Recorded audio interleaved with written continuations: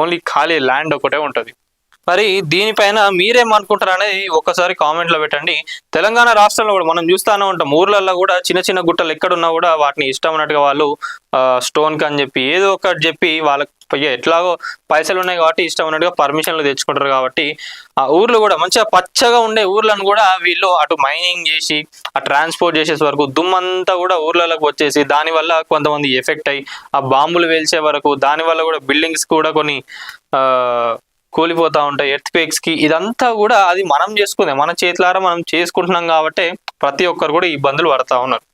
మరి వాళ్ళకి ఏమైనా ఇబ్బందులు కావాలంటే వాళ్ళకి ఏం కావాలి, మంచిగా వాళ్ళు సంపాదించుకొని బయట దేశాలలో పోయి దర్జాగా ఎంజాయ్ చేస్తూ ఉంటారు. కాబట్టి వాళ్ళకు దీనిపైన ఏం పట్టించుకోరు. కాబట్టి మనమే స్టాండ్ తీసుకోవాలి. కాబట్టి నేటి రాత్రి ఆల్రెడీ దీనిపైన స్టాండ్ తీసుకున్నది తెలంగాణ రాష్ట్రంలో ఎక్కడైతే అక్రమ మైనింగ్ జరుగుతున్నదో గ్రైనేట్ పేర్లతోని ఇంకా కంకర పేర్లతో ఇంకా ఏదైనా కూడా కానివ్వండి, మైనింగ్ కి సంబంధించి ఎవరెవరైతే అరాచకాలు చేస్తున్నారో అక్రమాలు చేస్తున్నారో వాళ్ళందరి పైన కూడా వరుస కథనాలతోని నేటి రాత్రి అయితే రాబోతున్నది. అందుకే ప్రతి ఒక్కరు కూడా ఛానల్ని లైక్ చేయండి, షేర్ చేయండి, అట్లనే సబ్స్క్రైబ్ చేసుకోండి.